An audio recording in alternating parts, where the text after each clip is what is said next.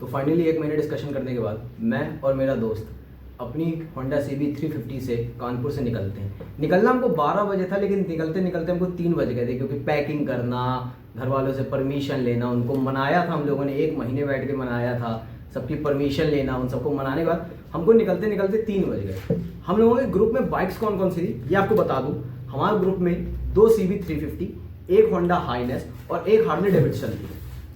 इतनी गाड़ियाँ थी, टोटल 5 गाड़ियाँ थी, शायद मैं गलत बोल गया, 3 CB 350 थी, एक हाइनेस और एक हार्ले डेविडसन 440, तो टोटल 5 गाड़ियाँ थी हमारे पास। हम इन 5 गाड़ियों से निकले कानपुर से, सबसे पहले सबको इकट्ठा किया और बात ये हुई थी, हमारे ग्रुप का एक मेंबर अपनी गाड़ी से सुबह 11 बजे ही निकल गया था नेपाल के लिए।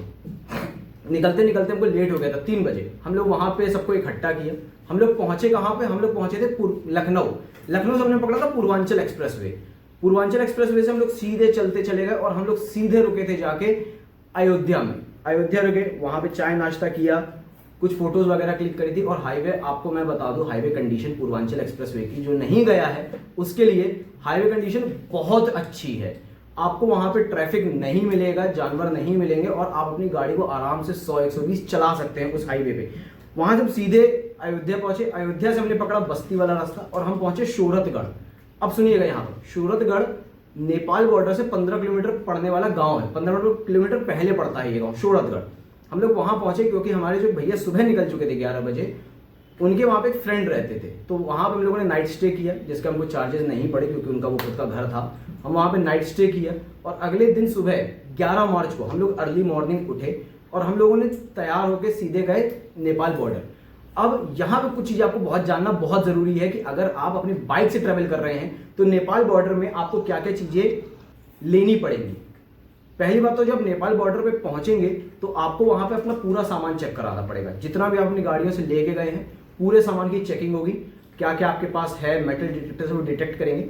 आप जैसे ही बॉर्डर क्रॉस करेंगे तो एक बात याद रखिएगा, आपके पास कोई भी सिम हो इंडियन, सबके नेटवर्क चले जाएंगे। कोई भी इंडियन सिम वहां पर काम नहीं करती है। बॉर्डर पे एंटर करते ही जियो तो खत्म हो जाएगा, लेकिन एयरटेल काम करता रहता है। एयरटेल का सिम काम करेगा, लेकिन उसके रिचार्जेस बहुत महंगे हैं। उसके रिचार्जेस की कॉस्ट मेरे पास मैसेज पे आई थी, वो मैं यहाँ लगा दूंगा, आप यहाँ देख सकते हैं जो रिचार्जेस की कॉस्ट है। हम लोग वहां पहुंचे, सबसे पहली चीज होती है, आप नेपाल बॉर्डर जब एंटर करेंगे तो आपको बनवाना पड़ता है अपनी गाड़ी का परमिट। आप 1 दिन का बनवा सकते हैं, 3 दिन का बनवा सकते हैं, 7 दिन का बनवा सकते हैं, डिपेंडिंग आप कितने दिन रहने वाले हैं। हम लोगों ने 7 दिन का बनवाया था। 1 दिन का परमिट की कॉस्ट नेपाली करेंसी में पड़ती है 200 और इंडियन करेंसी में हो जाती है 125 रुपीज। अच्छा, नेपाली और इंडियन को करेंसी को आप कन्वर्ट कैसे करेंगे, तो नेपाली करेंसी जो भी हो उसको 1.6 से डिवाइड कर दीजिए, आपको इंडियन करेंसी मिल जाएगी। ये बहुत जरूरी बात है। और बॉर्डर पहुंचते ही आप करेंसी एक्सचेंज करा लीजिएगा। कुछ ऐसे लोग मैंने यूट्यूब पे देखे थे, जब मैं गया था तो पता करना था मुझे कि क्या क्या होते हैं वहां पे चीजें करेंसी वगैरह की। तो यूट्यूब पे कई लोग बताते हैं कि करेंसी वहां पे आप 500 की ना ले जाइए, 100 की ले जाइए। तो प्लीज कोई डरने की बात नहीं, वहां पे हर एक टाइप की करेंसी चलती है। आप 500 की ले जाइए, 100 की ले जाइए, सारी चेंज हो जाएंगी। और इनफैक्ट पूरे नेपाल में आप अगर करेंसी नहीं भी चेंज कराते हैं तो इंडियन वहां पे ले लिया जाता है। हर कोई इंडियन वहां पे करेंसी आपसे ले लेगा। इंडियन करेंसी की वहां पे ऐसी कोई नहीं है कि चलेगी नहीं, आपकी बहुत आराम से इंडियन करेंसी चल जाएगी। आप नेपाल पहुंचिए, बॉर्डर पे अपना करेंसी एक्सचेंज कराइए, सबसे पहली चीज। उसके बाद आप अपना परमिट बनवाइए। वहां पे परमिट को बंसार बोलते हैं। बंसार 1 दिन का बनता है 125। और यहाँ पे एक बात, बंसार के लिए डॉक्यूमेंट्स क्या क्या चाहिए हैं, आपकी ओरिजिनल आरसी। हमारे ग्रुप के एक मेंबर जो था वो अपनी ओरिजिनल आरसी नहीं ले गया था, वो कलर्ड फोटोकॉपी ले गया था, तो उसको वहां पर रोक लिया गया था। बहुत दिक्कतों के बाद जैसे तैसे हम लोगों ने बनवाई थी। उसके साथ क्या हुआ था उसकी क्लिप मैं अटैच कर रहा हूँ। हमारे इस मित्र का बंसार फंस गया क्योंकि अपने सारा डॉक्यूमेंट्स घर पे भूल गया है और ये नाखून काट रहे हैं। बढ़िया चौकस। इसके साथ देखिएगा जरूर। तो हम लोगों ने बंसार बनवाया, 7 दिन का बंसार बनवाया था। उसके बाद आप अगर अपनी बाइक से जा रहे हैं तो आपको वहां का आरटीओ लेना पड़ेगा। वहां से आरटीओ ऑफिस बॉर्डर से बहुत ज्यादा दूर नहीं, 5-6 किलोमीटर की रेंज पे है। किसी से भी आप पूछ लेंगे, आप पहुंच जाएंगे। जहां पे बनता है मैं उसकी फोटो भी लगा दूंगा। आप आरटीओ पहुंचिए, आरटीओ बनवाइए। आरटीओ की कॉस्ट वहां पर 1200 रुपये नेपाली है। आप कन्वर्ट कर लीजिएगा, मैंने अभी बताया कन्वर्ट आप कैसे करेंगे। 1200 रुपये नेपाली है वहां पर आरटीओ की, वो आपका बन जाएगा आराम से। आरटीओ बनवाइए। परमिट बनवाइए। उसके बाद एक सबसे ज़रूरी चीज़ आपको करनी है, वो है वहाँ का सिम लेना है, क्योंकि वहाँ पर इंडियन सिम कोई भी काम नहीं करते हैं। तो आपको वहाँ पर सबसे ज़रूरी चीज़ है कि आप सिम खरीदें वहाँ पे जाके। सिम कौन सा चलता है मैं बता दूं आपको, वहाँ पे एनसेल एक कंपनी है, एनसेल कंपनी का सिम आपको मिल जाएगा बहुत आराम से वहाँ पर। एनसेल कंपनी का सिम लीजिए। सिम की कॉस्ट में बता दे रहा, इंडियन करेंसी में बता रहा हूँ पूरी कॉस्ट। एनसेल का आपको सिम पड़ेगा 125 रुपीज़ का। वो 7 दिन के लिए वैलिड होगा, जिसमें आपको टोटल 2 GB नेट मिलेगा। हमने क्या किया था, हमने 125 का सिम लिया, उसमें 60 रुपए का एक रिचार्ज और कराया, जिससे हमारा नेट अनलिमिटेड हो गया था। पहली बात, आप इंटरनेशनल कॉलिंग नहीं कर सकते हैं उस सिम से। आप उस सिम का यूज करके व्हाट्सएप कॉल करिए किसी को भी all over world. Number save कीजिए अपने फोन में, व्हाट्सएप कॉल कीजिए। मैंने तो घर पे ऐसे ही बात की थी, व्हाट्सएप कॉल करता था, वीडियो कॉल करता था, क्योंकि नॉर्मल कॉल नहीं कर सकते, क्योंकि वहाँ पे इंटरनेशनल कॉल नहीं। इंटरनेशनल कॉलिंग अगर आप एक्टिव कराते हैं तो उसकी कॉस्टिंग अलग आएगी, जिसमें आपको टोटल 50 मिनट मिलेंगे इंटरनेशनल कॉलिंग के। तो मुझे लगता है कि वो वर्थ है लेना। आप व्हाट्सएप कॉल कर लीजिए आराम से। बॉर्डर पहुंचने से पहले घर वालों से कह दीजिएगा कि अब अपना नेट ऑन रखें परमानेंट, हम कभी भी कॉल कर सकते हैं। आप सिम लीजिए, परमिट बनवाइए, RTO बनवाइए। उसके बाद एक ज़रूरी चीज़, कुछ खा पी लीजिए, चाय नाश्ता आराम से अपना कुछ नाश्ता पानी कीजिए। उसके बाद आप सीधे निकल जाइए, हम जहाँ गए थे पोखरा, आप सीधे पोखरा के लिए निकलिए। रोड कंडीशंस की बात करो, रोड कंडीशंस बहुत अच्छी हैं। आपको बहुत 80 आउट ऑफ 100% अगर मैं बात करूँ तो 80% रोड बहुत अच्छी है। 20% रोड ऐसी है जो खराब मिलेगी आपको, बहुत ज़्यादा भी खराब नहीं, खराब मिलेगी आपको।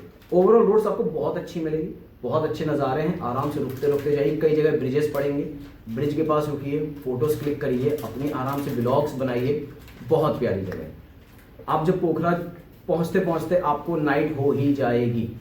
आप पूरा व्यूज़ एंजॉय करेंगे, खाते पीते जाएंगे, सब करते करते आपको नाइट हो जाएगी।